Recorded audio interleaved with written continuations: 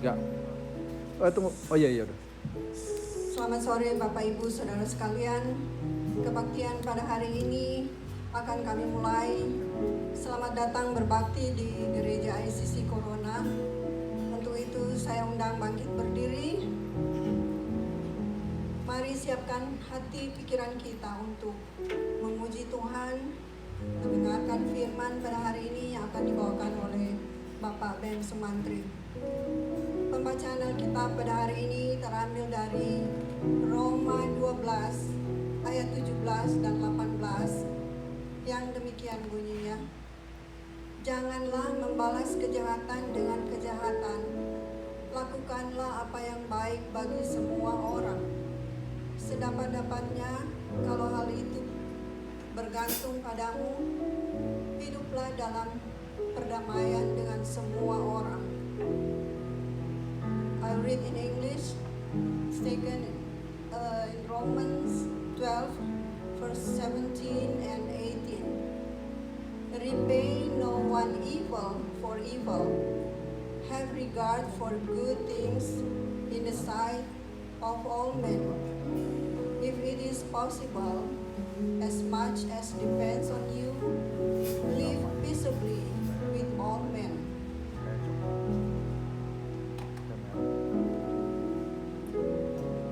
Pertolongan kepada kita adalah dalam nama Tuhan. Ia pencipta langit dan bumi yang selamanya setia dan tidak pernah meninggalkan perbuatan tangannya. Our help is in the name of the Lord, Creator of heaven and earth, who is forever faithful and never forsakes the work of His hand. Kasih karunia dan damai sejahtera dari Allah Bapa dan Tuhan Yesus Kristus turun atas kita semua. Grace and peace from our God the Father and the Lord Jesus Christ be upon us. Jesus.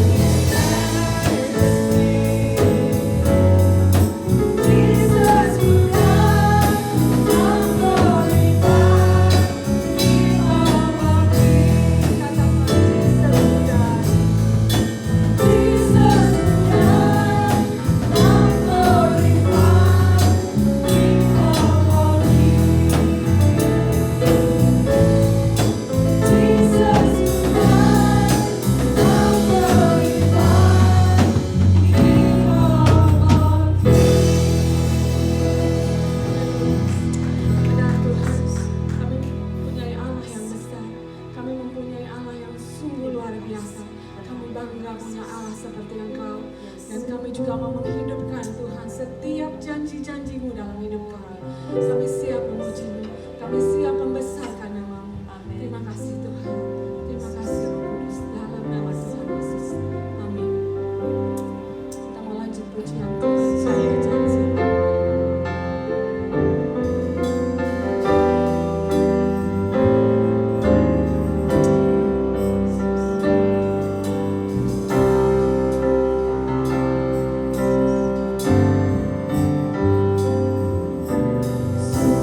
Besar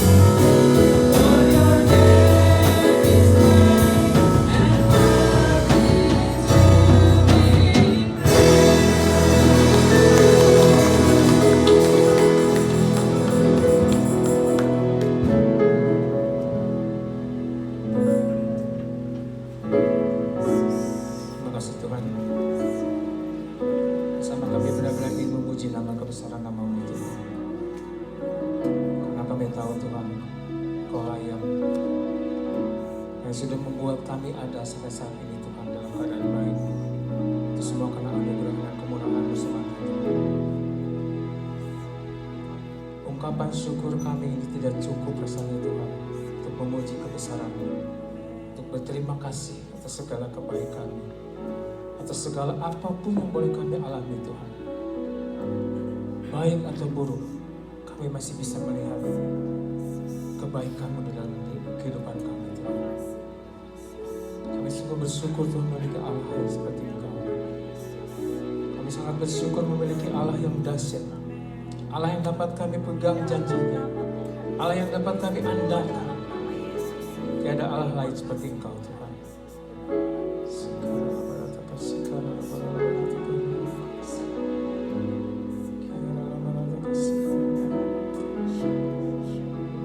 Berikan syukur kami kepada-Mu Tuhan Yesus. Sebentar kami akan mendengarkan sebagian daripada firman-Mu Tuhan. Kami mohon Tuhan Yesus, Kau beracara sepenuhnya Tuhan dalam kebaktian sore hari ini Tuhan. Jamah setiap hati kami Tuhan, lembutkan setiap hati yang keras Tuhan. Terlebih kami mau hamba mohon Tuhan, kuduskan hamba-Mu yang berdiri di sini Tuhan. Hamba tidak ingin mencuri kemuliaan-Mu Tuhan. Hamba ingin bersembunyi di belakang salib-Mu Tuhan Yesus. Dan hamba ingin hanya Engkau yang berdiri di depan hamba, dan Engkau yang berkata-kata lewat hamba-Mu ini Tuhan. Kuduskan hati dan pikiran hamba-Mu. Kuduskan dan sucikan mulut bibir lidah hamba-Mu Tuhan. Hamba ingin menyuarakan kebenaran firman-Mu Tuhan Yesus. Berkati setiap umat-Mu yang hadir sore hari ini. Ya, setiap kami yang datang dengan beban berat, kami boleh pulang dengan kelepasan Tuhan. Setiap kami yang bergumul mendapatkan pergumulan yang berat dalam kehidupan kami pulang dengan satu jawaban dan satu kepastian Tuhan, bahwa Engkau sudah melepaskan kami semua dari belenggu-belenggu ini Tuhan. Apapun menjadi beban kami saat ini Tuhan, kami datang, kami meletakkan beban kami itu di bawah kaki-Mu Tuhan. Kami tidak ingin memikulnya sendiri Tuhan, kami senantiasa kami tidak kuat Tuhan. Kami ingin benar-benar meletakkan beban kami di dalam kaki-Mu, di bawah kaki-Mu Tuhan. Kami percayakan Kau melepaskan kami dari setiap belenggu-belenggu apapun juga Tuhan. Beri kelepasan pada kami semua Tuhan. Dan untuk mereka yang saat ini sedang sakit, mohon Kau jamah mereka Tuhan. Kau lawat mereka satu persatu Tuhan. Dan mereka juga bisa mendapatkan berkat yang sama seperti yang kami dapatkan sore hari ini Tuhan. Mereka dalam perjalanan, mohon kiranya Kau yang memagari dengan pasukan malaikat-Mu.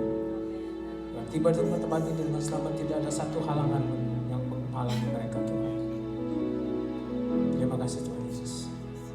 Kami serahkan jam kebaktian kami sore hari ini dalam tangan-Mu. Nama-Mu dipermuliakan, segala puji, hormat, syukur, kemuliaan hanya bagi nama-Mu Tuhan. Dalam nama Tuhan Yesus semua percaya katakan amin. Salam saudara dosa sekali dengan kasih Tuhan Yesus. Saya percaya kita semua diberkati Tuhan sore hari ini ya. Mari kita buka dalam kitab Kejadian pasal 3.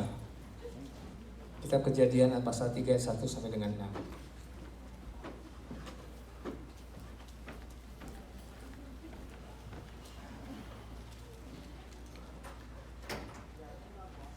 Ayat ini, kisah ini merupakan kisah yang sudah sangat tidak asing bagi kita semua ya.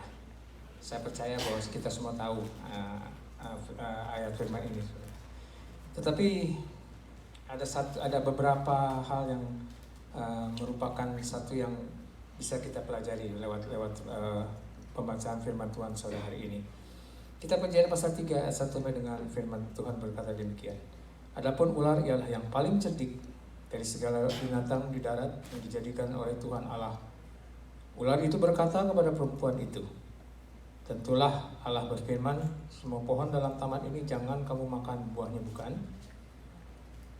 Lalu saud perempuan itu kepada ular itu, buah pohon-pohonan dalam taman ini boleh kami makan. Tetapi tentang buah pohon yang ada di tengah-tengah taman, Allah berfirman, janganlah kamu makan ataupun raba buah itu, nanti kamu mati. Tetapi ular itu berkata kepada perempuan itu, sekali-kali kamu tidak akan mati. Tapi Allah mengetahui bahwa pada waktu kamu memakannya, matamu akan terbuka. Dan kamu akan menjadi seperti Allah, tahu tentang yang baik dan yang jahat. Perempuan itu melihat bahwa buah pohon itu baik untuk dimakan dan sedap kelihatannya. Lagi pula pohon itu menarik hati karena memberi pengertian. Lalu ia mengambil dari buahnya dan dimakannya. Dan diberikannya juga pada suaminya yang bersama-sama dengan dia. Dan suaminya pun memakannya. Sampai di sini dulu saudara bacaan kita. Ya, seperti saya katakan tadi, kisah ini merupakan kisah yang sudah sangat tidak asing bagi kita, saudara. Tapi di dalamnya ternyata ada satu pelajaran-pelajaran yang sangat berharga, yang menarik untuk kita simak bersama. Dan jika kita melihat kisah ini, apa yang timbul, yang sering kita dengar, saudara? Kalau kita melihat kisah ini, saudara, kebanyakan orang menuduhnya Hawa, saudara ya. Ini Hawa ini yang bikin ulah nih. Gara-gara Hawa kita semua harus jatuh dalam dosa. Betul nggak, saudara? Ya. Nah, memang nggak bisa disangkal, saudara. Karena iblis itu datang pada Hawa dan Hawa terperdaya oleh iblis sehingga dia memakannya buah itu, saudara. Tapi kalau kita kembali lihat, saudara ya, apakah benar Hawa ini biang keladi, biang kerok daripada manusia jatuh dalam dosa? Kita balik ke kejadian pasal 2, saudara. Kita kembali kepada kejadian pasal 2 ayat 15 sampai 18. Di sini firman Tuhan menuliskan demikian. Tuhan Allah mengambil manusia itu dan menempatkannya di dalam Taman Eden untuk mengusahakan dan memelihara taman itu. Lalu Tuhan Allah memberi perintah ini kepada manusia. Siapa manusia di sini, saudara? Adam dan Hawa. Saya nggak yakin Hawa udah ada saat itu. Tapi lepas dari itu, saudara ya, kita teruskan dulu. Semua pohon dalam taman ini boleh kamu makan buahnya dengan bebas. Tapi pohon pengetahuan tentang yang baik dan yang jahat itu janganlah kau makan buahnya. Sebab pada hari engkau memakannya, pastilah kau mati. Ya, karena apa? Saya katakan tadi bahwa tidak yakin Hawa sudah ada saat itu. Di ayat 18 dikatakan Tuhan Allah berfirman, tidak baik kalau manusia itu seorang diri saja. Aku akan menjadikan penolong baginya yang sepadan dengan dia. Jadi jelas, saudara, firman ini jatuhnya pada Adam. Ya. Jika kita lihat, saudara, firman ini menunjuk pada Adam. Ya. Kalau saat itu belum ada Hawa, kalau menurut saya pribadi, saudara ya, ini belum ada Hawa saat itu, belum ada Eve. Tapi dalam ayat 18 ya dikatakan bahwa Tuhan Allah berfirman tidak baik kalau manusia itu seorang diri saja, ya. Aku akan menjadikan penolong baginya sepadan dengan dia. Kita baca sebentar ya, kita lihat pasal 20, ayat 21, saudara. Di dalam Perjanjian pasal 2 ayat 21-nya, saudara ya. Lalu Tuhan Allah membuat manusia itu tidur nyenyak. Nah, sebelum Allah menciptakan Hawa, saudara, tidak langsung diciptakan, tapi di situ Allah menciptakan dulu macam-macam, saudara ya. Ayat 19 membentuk dari tanah segala binatang ya, dan sebagainya. Tapi ayat 21, lalu Tuhan Allah membuat manusia itu tidur nyenyak. Ketika ia tidur, Tuhan Allah mengambil satu rusuk daripadanya dan menutup tempat itu dengan daging. Dan dari rusuk yang diambil Tuhan Allah dari manusia itu, dibangunnyalah seorang perempuan, lalu dibawanya kepada manusia itu. Lalu berkatalah manusia itu, inilah tulang dari tulangku dan daging dari dagingku, yang akan dinamai perempuan sebab ia diambil dari laki-laki. Ya, kalau kita mengacu kepada ayat ini, saudara, wajarkah kalau kita hanya menyalahkan Hawa? Wajar nggak, saudara? Hawa memang orang pertama yang berhadapan dengan ular, ya. Dan dia ular yang dirasuk oleh iblis, saudara ya, bukan ularnya aja. Dan Hawa terpedaya olehnya. Nah, satu pertanyaan menarik, saudara, yang muncul dalam hati saya. Kenapa iblis datangnya ke Hawa, saudara? Kenapa iblis tidak datang kepada Adam? Kan Adam yang dapat perintahnya, yang dapat firman Tuhan pertama kali. Pernah nggak kepikir oleh kita, saudara? Kenapa iblis datangnya kepada Hawa? Ya. Dalam kejadian pasal 1 ayat 28, kita mundur lagi, saudara ya. Hari ini kita mundur terus, saudara. Kita kejadian pasal 1 ayat 28. Di Di situ kita baca aja saudara ya. Allah memberkati mereka, lalu Allah berfirman kepada mereka, beranak cuculah dan bertambah banyak, penuhilah bumi dan taklukkanlah itu. Berkuasalah atas ikan-ikan di laut dan burung-burung di udara dan segala binatang yang merayap di bumi. Ya saudara lihat, ada satu perintah yang dilalaikan oleh Adam. Apa saudara? Taklukkanlah. Beranak cuculah, penuhilah bumi dan taklukkanlah. Apa yang ditaklukkan? Bumi bukan? Nah kalau Adam menaklukkan bumi itu, apa cuma bumi? Yang mana bumi? Bagian mana yang ditaklukkan oleh Adam? Saya percaya termasuk penguasa-penguasa yang di bumi ini. Amin. Benar nggak saudara? Kok diam? Bingung saudara ya? Betul nggak? Ada satu perintah Allah kepada Adam, beranak cuculah, penuhilah bumi dan taklukkanlah. Artinya Adam punya kuasa sepenuhnya. Waktu Adam diciptakan, saudara, Adam diciptakan itu segambar dan serupa Allah. Segambar dan serupa Allah itu artinya sangat luas. Bukan hanya dengan rupanya saja, bukan hanya dengan sifatnya saja, tapi Adam itu memiliki kekuasaan penuh dari Allah untuk menguasai bumi. Artinya sebagai wakil Allah di bumi ini. Inilah kaum pria, saudara. Kaum pria itu diciptakan Allah dengan satu kuasa yang dimiliki, yang diberikan Allah kepada kita semua. Cuma manusia lalai. Adam lalai. Adam tidak menyadari bahwa dia punya kuasa. Kalau dia menyadari dia punya kuasa, saat itu dia tengking, dia usir iblis yang ada di dalam ular itu untuk keluar dari Taman Eden. Iblis pasti akan keluar, saudara. Percaya nggak saudara? Tapi Adam menikmati, saudara. Karena apa? Adam melihat yang di depan mata, buah ini menarik, sepertinya enak dimakan. Itu sifat manusia, saudara. Ya. Selalu ingin mencoba, selalu ingin tahu sesuatu yang baru. Dan tidak salah saudara, untuk mencoba sesuatu yang baru tidak salah. Tapi yang dicobanya ini adalah satu hal yang dilarang oleh Tuhan. Seperti kita lihat saudara, dosa itu memang menarik saudara ya. Kalau kita perhatikan saat ini saudara, dosa itu menarik bukan? Meskipun kita tahu bahwa dosa itu salah saudara, tapi seringkali kita tidak punya kuasa untuk menolak untuk tidak berbuat dosa saudara. Betul saudara? Adam itu sebetulnya diciptakan Allah sebagai menjadi wakil Allah di atas muka bumi ini. Ya. Manusia diberi kuasa seperti Allah yang Allah miliki, tapi sayang Adam tidak mempergunakan kuasa yang diberikan Allah sebagaimana mestinya. Pada saat Hawa memakan buah itu, Adam, firman Tuhan berkata, Adam ada bersama-sama dengan dia. Berarti Adam tahu, saudara. Adam nggak sedang lagi pergi kemana gitu, lagi apa ngurus apa enggak saudara. Adam ada bersama-sama dengan dia. Firman Tuhan jelas mengatakan demikian. Tapi kenapa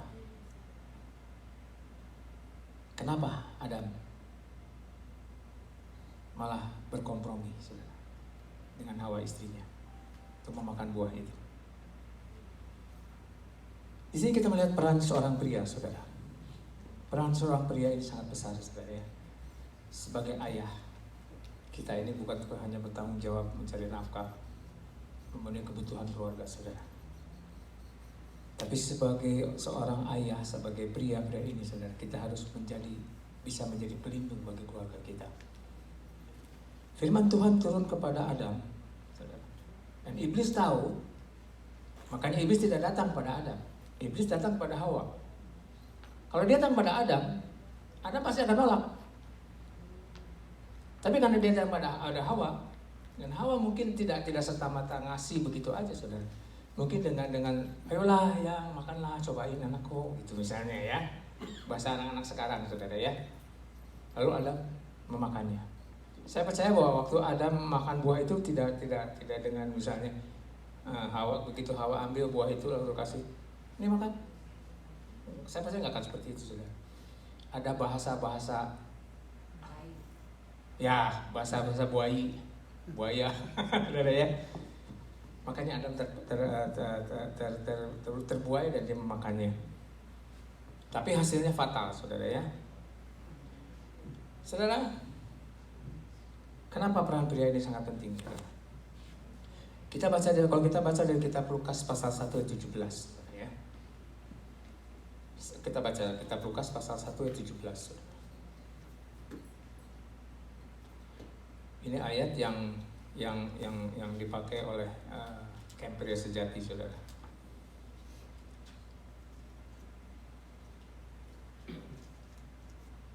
Lukas pasal 1 ayat 17. Dan ia akan berjalan mendahului Tuhan dalam roh dan kuasa Elia untuk membuat hati bapak-bapak berbalik kepada anak-anaknya, dan hati orang-orang durhaka kepada pikiran orang-orang benar, dan dengan demikian menyiapkan bagi Tuhan suatu umat yang layak baginya. Saudara, ada satu misi ketika Yohanes Pembaptis diutus Tuhan untuk menjadi pembuka jalan sebelum Tuhan Yesus datang, saudara ya, yaitu mengembalikan hati bapak-bapak kepada anaknya. Ini ayat ini sangat dalam artinya, saudara. Tidak hanya berarti bahwa mengembalikan kita, anak-anaknya yang sudah berontak pada Tuhan, kepada Bapa kita, tidak hanya berarti bahwa kita ini, Yohanes Pembaptis ini diutus Tuhan untuk membawa orang-orang berdosa, ya, mempunyai hati yang siap ketika Tuhan Yesus datang, ya, yang merupakan wujud dari seorang bapa, saudara. Tapi ini berarti juga secara fisik bagi kita semua. Berapa banyak dari anak-anak kita yang jauh dari kita, saudara. Saya lihat banyak anak-anak yang berontak saat ini, saudara. Karena apa? Karena mereka tidak punya figur seorang ayah. Inilah tujuan Tuhan Yesus datang ke dalam dunia ini, saudara, untuk memulihkan semua keadaan kita, keadaan umat manusia ini, untuk dikembalikan citra kita sebenarnya, saudara. Tuhan ingin mengembalikan gambar diri kita ini kembali kepada ketika Tuhan Yesus menciptakan Adam di muka bumi ini, saudara. Gambar itu sudah hilang dari kita. Tetapi banyak dari kita yang tidak mengerti, banyak dari kita yang tidak bisa menangkap maksud Tuhan itu, sehingga kita menolaknya. Secara tidak sadar kita menolaknya, saudara. Nah, ada satu pertanyaan yang menarik, saudara. Kenapa si Adam bisa-bisanya jatuh dalam dosa? Kenapa Adam bisa-bisanya memakan buah itu, saudara, berkompromi dengan Hawa? Kalau kita lihat hubungan Adam dengan Tuhan Allah itu dekat nggak kira-kira, saudara? Dekat nggak, saudara?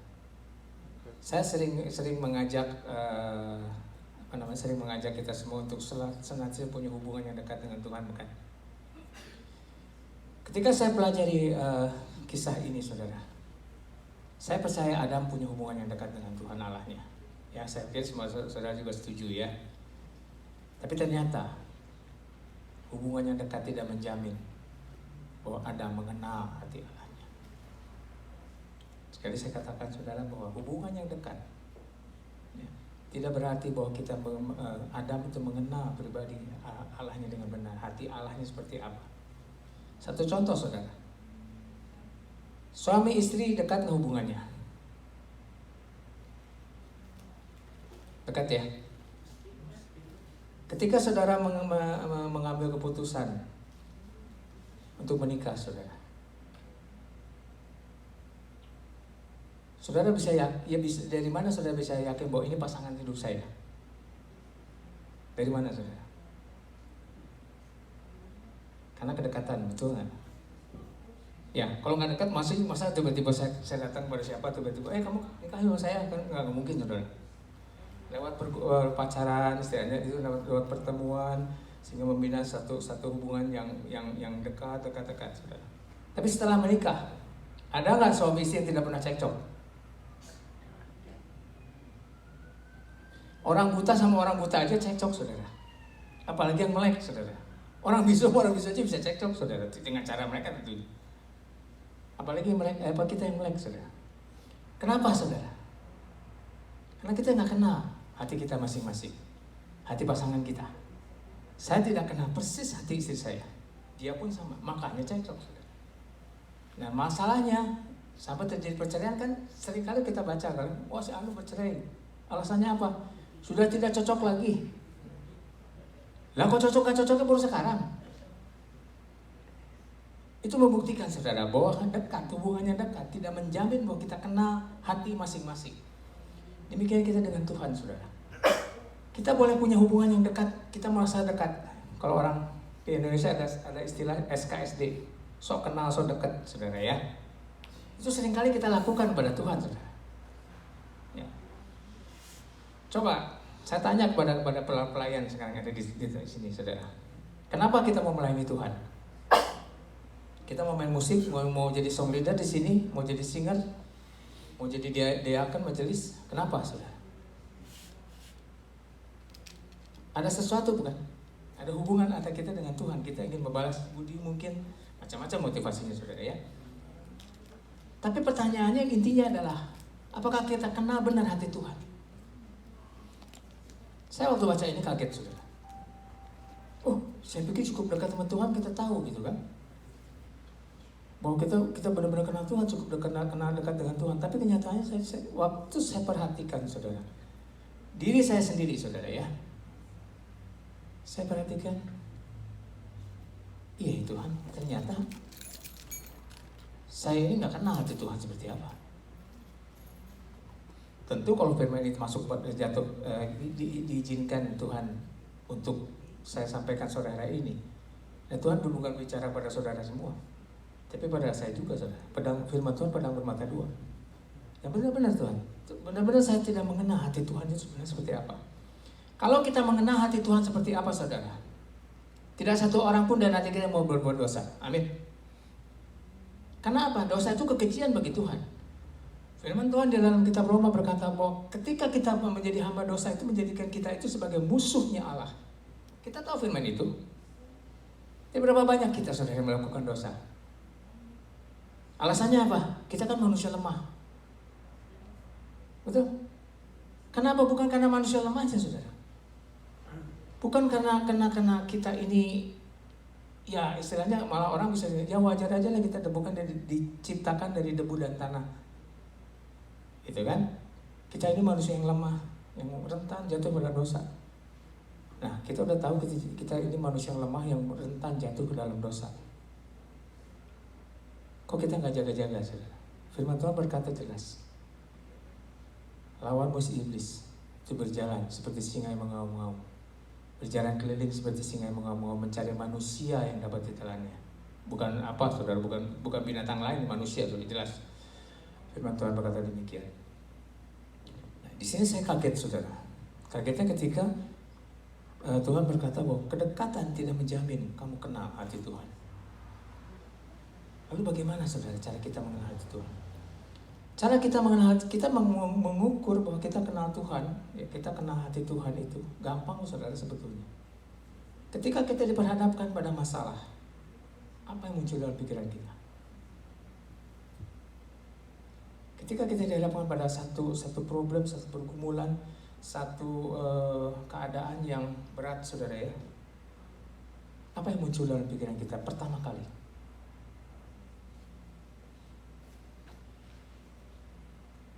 Ada nggak yang kita begitu ketemu masalah puji Tuhan, haleluya, Tuhan baik? Ada yang seperti itu saudara? Yang pertama ya, berikutnya mungkin saudara ya. Tapi yang pertama muncul dalam hati kita, kebanyakan dari kita, saya tidak menghakimi siapapun saudara. Dan itu terjadi pada saya juga saudara. Ya. Yang pertama muncul, kok bisa gini ya? Betul nggak? Kalau pertanyaan kok bisa begini, berarti ada satu keraguan, betul nggak?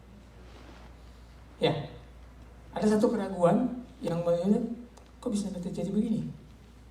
Kalau dilanjutkan, Tuhan apa nih? Salah saya apa? Kok bisa begini? Yang lebih parah lagi, Tuhan saya sudah berbuat begini, kenapa Tuhan izinkan terjadi pada diri saya? Itu gampang saudara, tandanya kita nggak kenal hati Tuhan. Kalau kita kenal hati Tuhan saudara, tidak akan keluar perkataan itu. Karena firman Tuhan berkata di dalam kitab Yeremia, rancanganku adalah rancangan damai sejahtera dan hati berhadapan penuh dengan harapan. Tapi orang yang tidak kenal hati Tuhan, dia akan berkata demikian, balik bertanya, apanya yang baik? Betul. Saudara, kalau saudara tahu saya sekarang berdiri di sini, saudara, saya ngeri, saudara.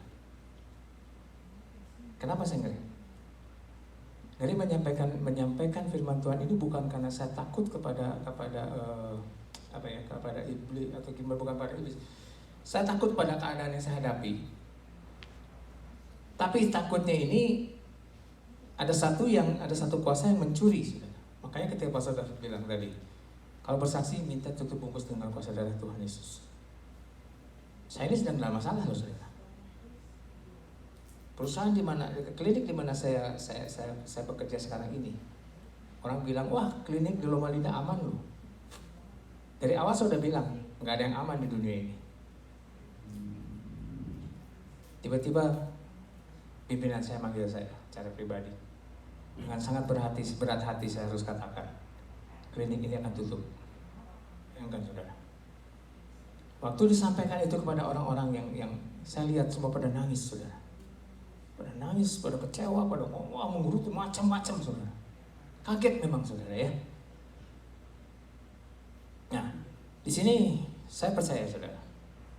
Kalau Tuhan tutup bagi orang-orang yang hidup berkenan kepada Tuhan, kalau ada satu jalan tertutup, berarti Tuhan sedang bukakan jalan yang lain. Amin, saudara. Saya percaya, dengan yakin saya percaya, saudara, bahwa ketika jalan ini ditutup, Tuhan berkata, mungkin Tuhan, kita nggak tahu saat ini, saudara. Tuhan berkata, ujung ini nggak baik. Aku tutup di sini, aku buka di sini, aku masuk ke sini. Apapun jadi pergumulan kita saat ini, saudara, kalau kita kenal hati Tuhan, kita akan selalu bisa bersyukur. Tuhan itu baik.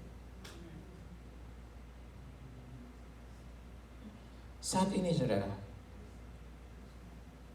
dunia ini sedang menuju kepada kehancuran. Nah, apa yang terjadi di depan kita tidak mungkin akan baik, saudara. Karena kalau kita baca kitab Wahyu pun kita akan tahu bahwa keadaan dunia pada akhir zaman itu akan seperti apa, saudara. Ya, yang jelas saja manusia kehilangan kasih, ya, menjadi sangat egois, cinta akan uang. Saudara kalau mengikuti berita di Indonesia, saudara ya, ada jenderal ngebunuh anak buahnya. Nah itulah manusia, saudara. Itu orang Kristen, saudara. Kenapa bisa jadi demikian? Karena nggak kena hati Tuhan, saudara. Orang yang mengenal hati Tuhan, seperti Rasul Paulus, saudara, saya kagum dengan, saya pertama-tama juga heran, saudara ya.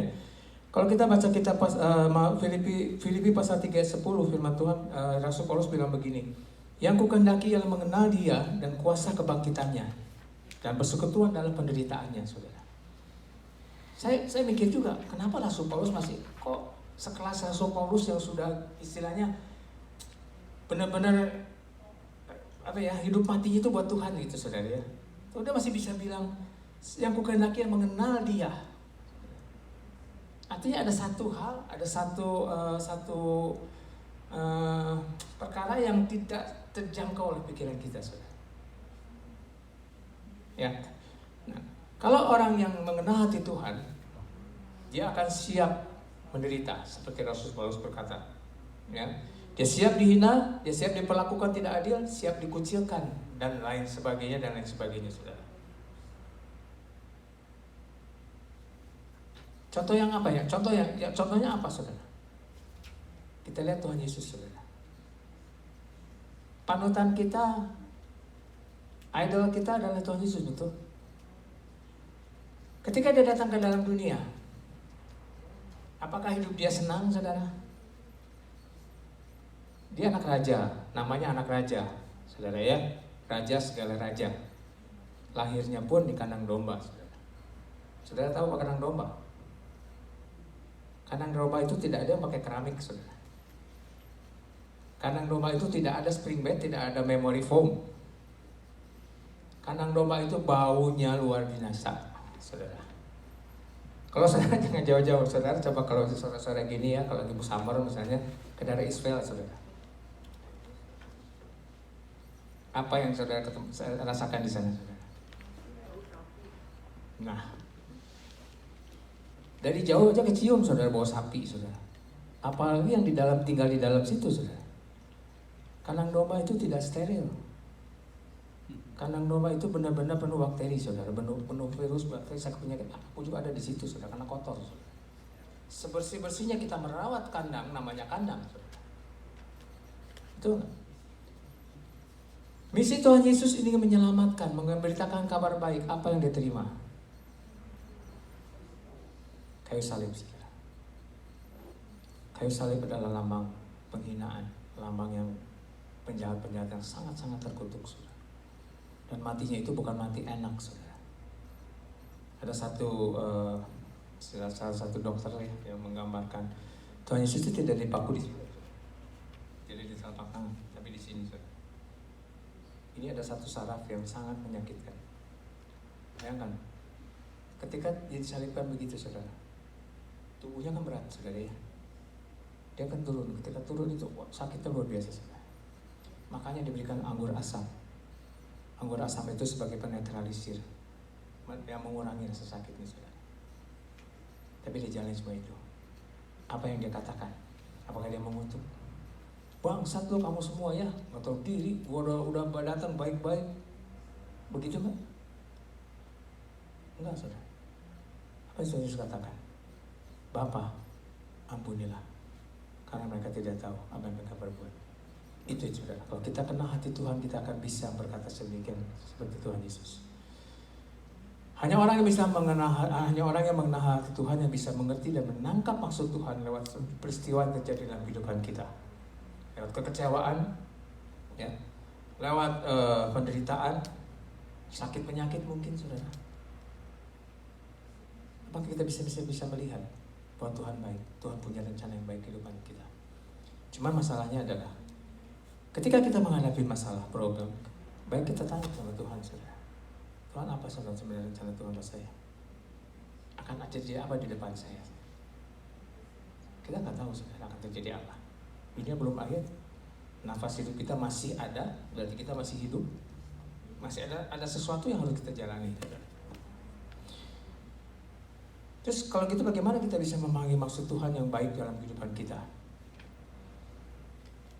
Agar kita tidak selalu salah paham dengan Tuhan, saudara. Ya. Agar masalah itu tidak akan bisa kita hindari, saudara. Masalah itu pasti akan datang. Masalah itu yang Tuhan katakan pada saya gini, tidak penting akan masalahnya. Ya. Masalah apapun, masalah seberat apapun yang masuk, yang harus kita hadapi, yang sedang menerpa kita saat ini, menyerang kita, tidak penting. Yang penting apa? Bagaimana kita bisa keluar dari masalah itu, betul nggak? Ya. Nah, makanya seringkali kita salah paham pada Tuhan. Ya. Kalau kita baca kitab Kejadian pasal 3, ya di ayat 8 ditulis, ketika mereka mendengar langkah Tuhan Allah. Saudara ya. Ketika mereka mendengar, Adam dan Hawa mendengar langkah Tuhan Allah yang berjalan-jalan di taman itu. Ayat artinya apa, saudara? Adam dan Hawa punya hubungan yang dekat dengan Tuhan. Tetapi Allah tidak selalu ada bersama-sama dengan Adam dan Hawa saat itu, betul nggak? Sekali saya bilang ya, Adam dan Hawa punya hubungan yang dekat dengan Allah, nggak ada lain lagi sih, nggak ada orang lain, saudara. Tetapi kalau kita baca ayat ini, Allah tidak selalu ada bersama-sama dengan Adam. Nah itu masalahnya, saudara. Kenapa kita seringkali jatuh ke dalam dosa? Kita punya hubungan dekat dengan Tuhan. Kita punya relationship yang bagus dengan Tuhan. Tapi seringkali Tuhan tidak selalu ada bersama-sama dengan kita. Betul? Kalau Tuhan ada selalu bersama-sama dengan kita, kira-kira iblis berani nggak? Saya kagum, saudara. Ketika saya lihat ini, oh benar juga Tuhan. Bagaimana kita bisa mengenal hati Tuhan, saudara? Kalau kita belajar sedikit demi sedikit, mengikuti langkah-langkah Tuhan lewat firman Tuhan kita baca, saudara. Itu sebabnya, saudara, ketika kita baca firman Tuhan, saudara, kita harus mengerti. Kita harus tahu apa sih maksud Tuhan dengan firman ini. Kalau firman Tuhan itu seperti yang tidak masuk akal, saudara, ya. Ada kan ayat-ayat tertentu yang seperti tidak masuk akal, saudara ya. Kita terus kejar Tuhan sampai kita ketemu jawabannya apa. Itu membuat kita semakin kenal. Sepasang suami istri bisa saling mengenal dengan baik. Ketika terjadi benturan, selesaikan baik-baik, komunikasikan dengan baik. Apa yang sebenarnya ada dalam hati kamu, dalam pikiran kamu, apa yang sedang ada dalam pikiran saya dan hati saya, kita utarakan.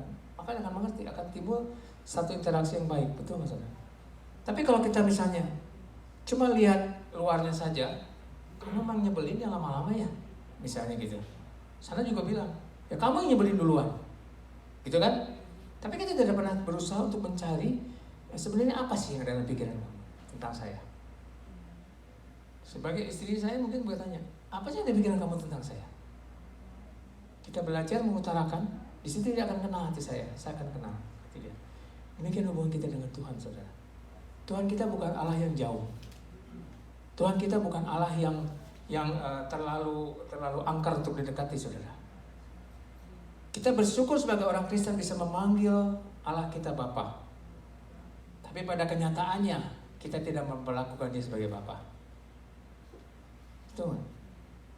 Ketika kita berhadapan dengan masalah, ya, dengan problem, dengan pergumulan yang berat, saudara, kita tidak pernah datang kepada Bapak, apa sebenarnya yang kau kehendaki dari diriku?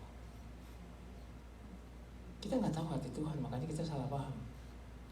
Kita punya kecurigaan pada Tuhan itu sepertinya, kok Tuhan biarkan sih saya harus mengalami begini? Kok Tuhan tega sih saya harus mengalami begini? Mari saudara, kita belajar untuk mengenal hati Tuhan, karena ini sangat penting untuk hidup berkristenan kita di akhir zaman ini, saudara. Mengenal hati Tuhan. Ya. Saya tutup dengan satu ayat di dalam kitab Mazmur 119 ayat 9, saudara. Mazmur 119 ayat 9 berkata, dengan apakah seorang muda mempertahankan kelakuannya bersih, dengan menjaganya sesuai dengan firman-Mu.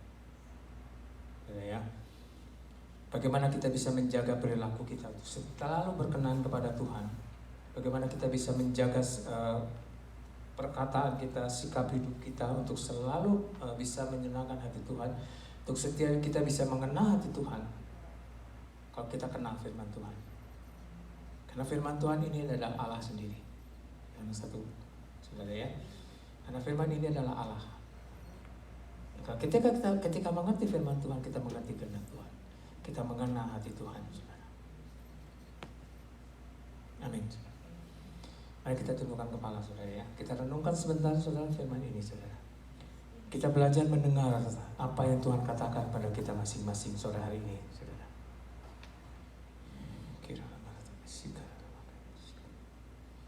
Bicara pada kami masing-masing, Tuhan, sesuai dengan apa yang menjadi kebutuhan kami, Tuhan Yesus.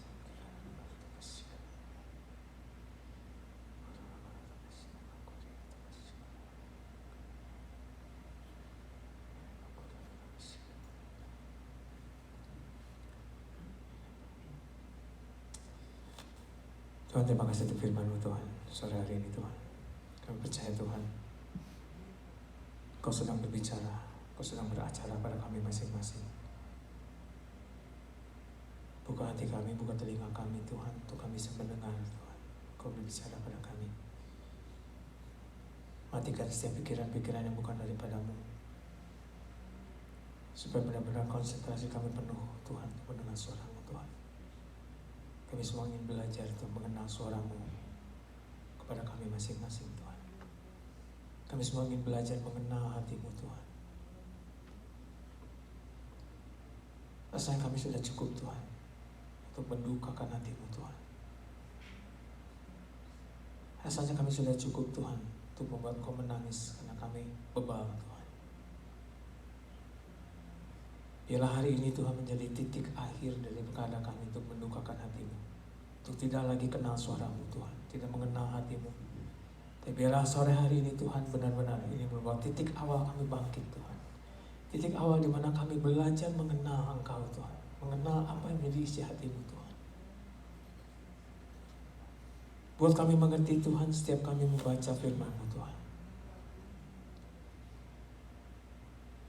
Agar firman itu tidak tercuri oleh iblis Tuhan, yang membuat hidup kami tidak berubah Tuhan.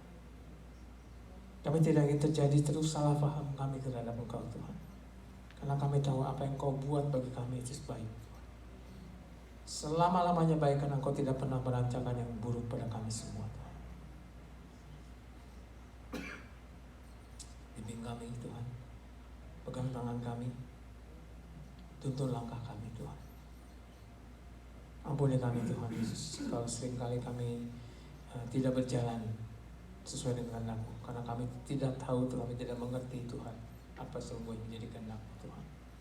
Sekalipun kami membaca firman-Mu Tuhan, sekalipun kami banyak ikut Bible study atau apapun juga Tuhan, tapi seringkali kami menyimpang Tuhan. Ampuni kami Tuhan, tarik kami kembali Tuhan, bawa kembali kami untuk bisa merasakan hadirat-Mu dalam kehidupan kami Tuhan. Karena dengan adanya hadirat-Mu dalam kehidupan kami, maka kami bisa dibuat mengerti akan kehendak-Mu Tuhan. Dengan adanya hadirat-Mu dalam kehidupan kami Tuhan, tidak ada satu pergumulan, tidak ada satu masalah, bahkan kuasa-kuasa iblis apapun yang sekuat apapun juga yang mampu mengalahkan kami Tuhan. Karena sungguhnya bukan kami yang berperang, karena hanya Engkau yang mampu mengalahkan kuasa-kuasa itu Tuhan. Biarlah hadirat-Mu tetap ada dalam hati kami masing-masing Tuhan. Roh Kudus-Mu beracara sepenuhnya, bongkar setiap hal yang buruk dalam hati kami Tuhan. Biar Engkau yang berkuasa menguasai sepenuhnya setiap relung-relung yang tersempit terdalam dalam hati kami Tuhan. Kami tidak ingin mengizinkan ada sesuatu apapun yang tersembunyi dalam hati kami bukan daripada-Mu Tuhan. Terima kasih Tuhan sore hari ini Tuhan, hamba-Mu selesai bicara.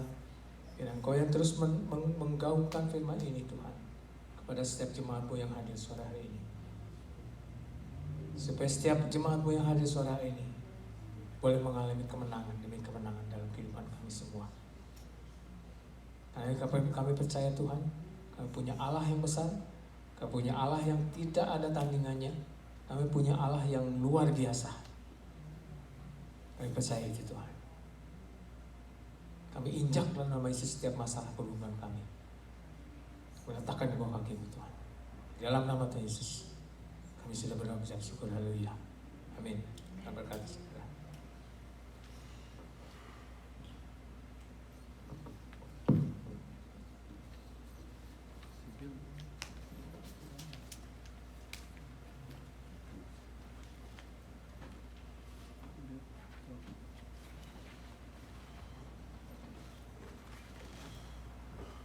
Bapak Ibu Saudara sekalian, saya undang bangkit berdiri. Kita akan mengikrarkan pengakuan iman yang rasuli yang akan diucapkan bersama-sama. Mari kita mulai. I believe in God the Father Almighty, creator of heaven and earth. I believe in Jesus Christ, His only Son, our Lord. He was conceived by the power of the Holy Spirit and born of the Virgin Mary. He suffered under Pontius Pilate, was crucified, died, and was buried. He descended to the dead. On the third day he rose again. He ascended to heaven and is seated at the right hand of the Father. He will come again to judge the living and the dead. I believe in the Holy Spirit, the holy universal church, the communion of the saints, the forgiveness of sins, the resurrection of the body, and the life everlasting. Amen. Saya persilakan duduk. Tibalah saatnya kami akan berikan persembahan. Untuk itu saya akan berdoa untuk persembahan. Mari kita berdoa. Tuhan Bapa kami yang ada dalam surga, terima kasih Bapa kalau pada hari ini kami boleh berbakti di rumah-Mu yang kudus ini Tuhan.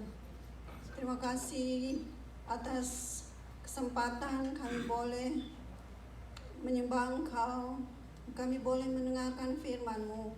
Terima kasih atas teguran-teguran dalam firman-Mu kepada kami Tuhan.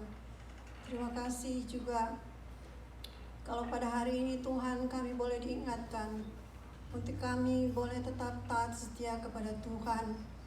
Walaupun segala masalah dalam kehidupan kami, Tapi kami percaya di balik masalah kami ada sukacita yang Tuhan akan berikan kepada kami. Tuhan berikan kami kekuatan, kemampuan untuk kami boleh tetap taat setia kepada Tuhan. Kami boleh selalu mencari Engkau di dalam kehidupan kami. Baik dalam suka dan duka, kami boleh tetap taat setia kepada Tuhan. Bapa, terima kasih, kami bersyukur atas firman-Mu hari ini. Terima kasih Tuhan, Engkau berkati akan Pak Ben yang sudah membawakan firman-Mu. Berkati dia dalam kehidupan rumah tangganya. Berkati bidamai sukacita daripada-Mu. Berkati mereka dalam pekerjaannya Tuhan. Juga akan gembala kami Pastor David yang bersama Ibu Isya, Tuhan kami mau berdoa untuk keluarga mereka, anak-anak beserta cucu-cucu. Engkau berkati mereka, beri damai sukacita daripada-Mu. Berkati akan pelayanan Pastor David dan Ibu Isya Tuhan dalam menggembalakan kami di sini sebagai jemaat. Engkau memberkati, beri dia kekuatan daripada Tuhan. Terima kasih Bapa. Pada hari ini kami akan memberikan persembahan. Tuhan, tolong berkati persembahan kami ini Tuhan, agar boleh dipakai untuk kemuliaan nama Tuhan. Biarlah banyak jiwa-jiwa untuk datang berbakti di tempat ini Tuhan. Banyak jiwa-jiwa boleh diselamatkan. Bapa, berkati juga tangan-tangan yang akan memberikan pada hari ini. Juga bagi mereka yang belum sempat memberikan, Tuhan tetap memberkati. Terima kasih Bapa, dalam nama Tuhan Yesus, Juru Selamat kami yang hidup. Amin.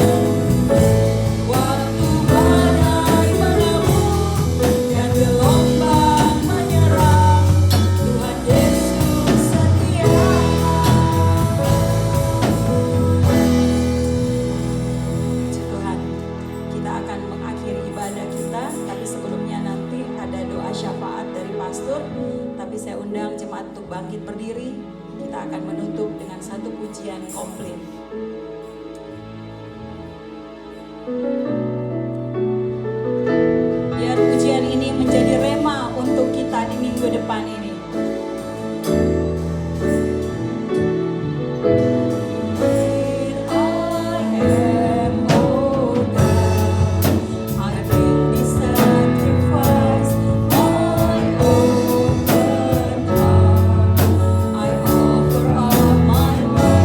I look to you, Lord.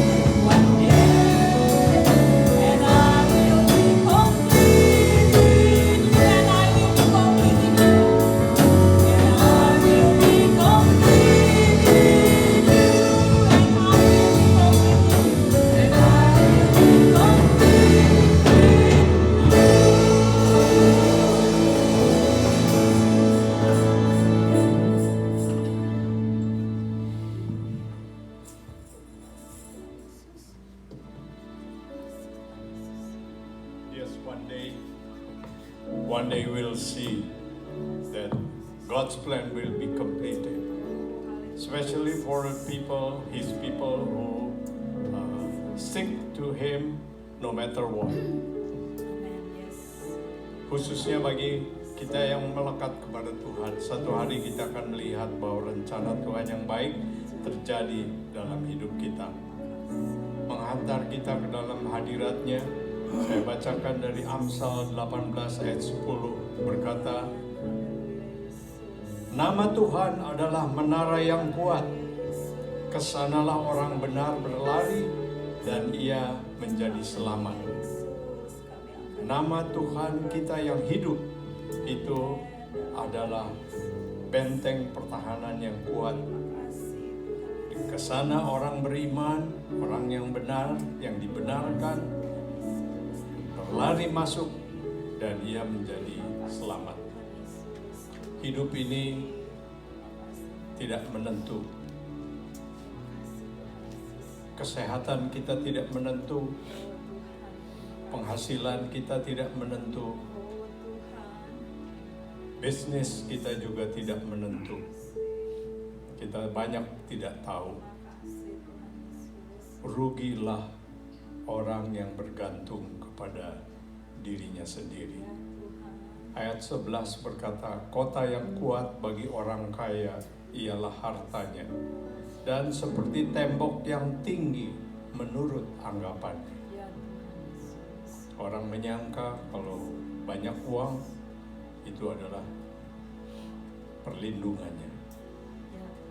Kita melihat betapa sia-sianya. Bilioner yang mensupport Putin, presiden Rusia, tiba-tiba dikatakan entah bunuh diri atau dibunuh, jatuh dari tingkat ketiga dan mati. Siapa menyangka hidup ini tidak menentu? Oleh sebab itu mari kita semua bergantung kepada Tuhan yang hidup. Mari kita datang kepada Tuhan saat ini. Apapun juga keadaan kita, kalau kita lagi senang, lagi aman, kita tetap berlindung pada Tuhan supaya kita tetap aman. Dan kalau diizinkan pencobaan datang, kita juga bisa tetap aman. Kalau kita sedang dalam keadaan pencobaan, tertekan ini dan itu, larilah kepada Tuhan. Lebih dekat lagi kepada Tuhan. Lebih melekat lagi kepada Tuhan. Penderitaan merupakan kesempatan bagi kita untuk lebih mendekat kepada Tuhan. Dan nanti kita akan mensyukuri di balik Kalvari kita, rencana Tuhan akan digenapi. Kemenangan diberikan kepada. Mari kita sekarang berdoa. Tuhan Bapa di dalam surga, kami bersama-sama datang ke hadapan Tuhan yang hidup. Dengan hati orang percaya, firman-Mu berkata, dan dibenarkan. Kami mau datang dengan hati kami ya Tuhan. Kami bukan datang asal-asalan, luar saja. Tapi dengan segenap hati kami mau berdoa. Tuhan juga berkata dengan mulut orang menyampaikan, mengatakannya, dan terima keselamatannya. Kami mau berdoa dan kami mau menyatakan iman kami kepadamu. Di dalam Engkau kami pasti selamat. Di dalam Engkau karier kami akan menjadi baik. Di dalam Engkau kesehatan kami juga akan menjadi baik. Di dalam Engkau kehidupan kami juga akan menjadi baik. Terima kasih Tuhan Yesus. Inilah iman kami yang kami ucapkan bersama-sama. Bapa, kami sekarang mau berdoa bagi semua kekasih-kekasih kami yang masih di luar menara ini, di luar nama-Mu.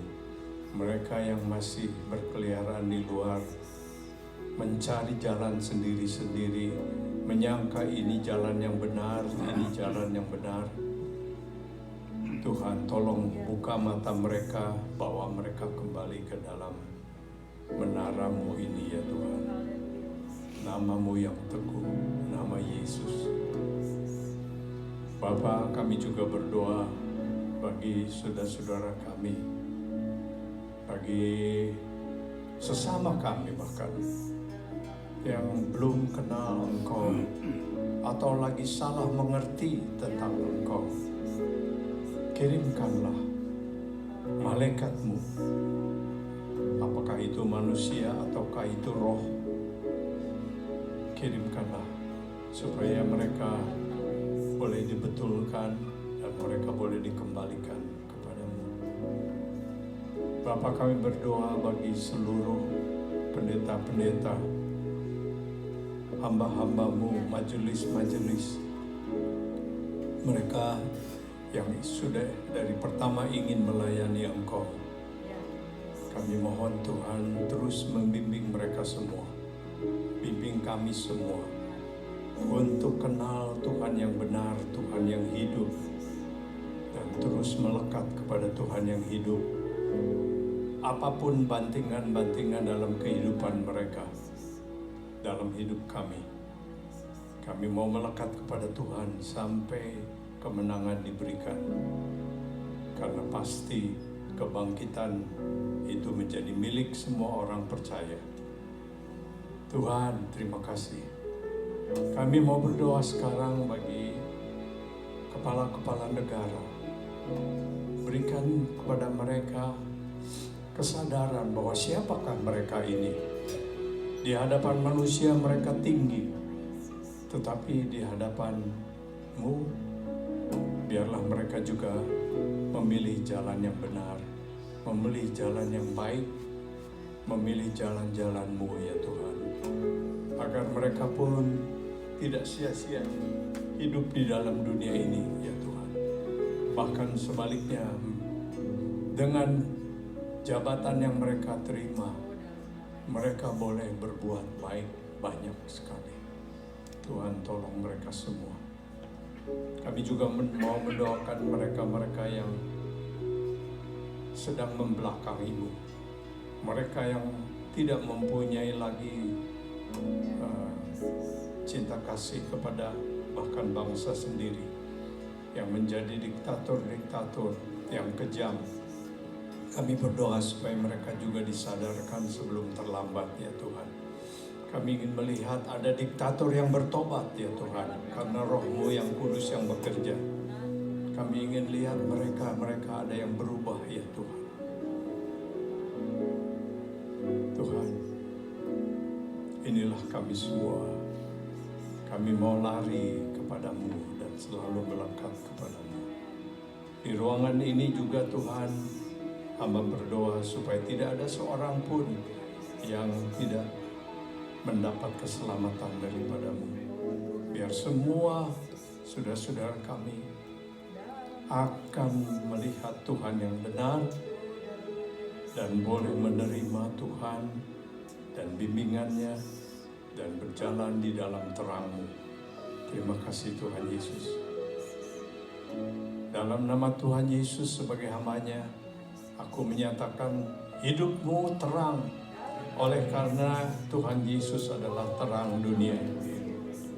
Jangan takut menghadapi kegelapan-kegelapan dalam hidup-Mu. Semua hanya awan-awan saja yang akan disapu bersih satu hari, dan engkau akan melihat lagi matahari.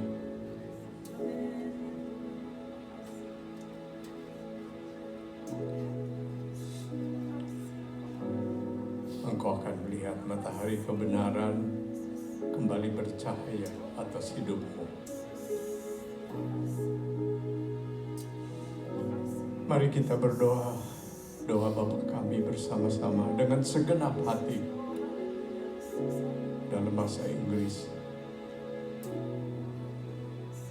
Father in heaven, hallowed be thy name. Thy kingdom come, thy will be done on earth as it is in heaven.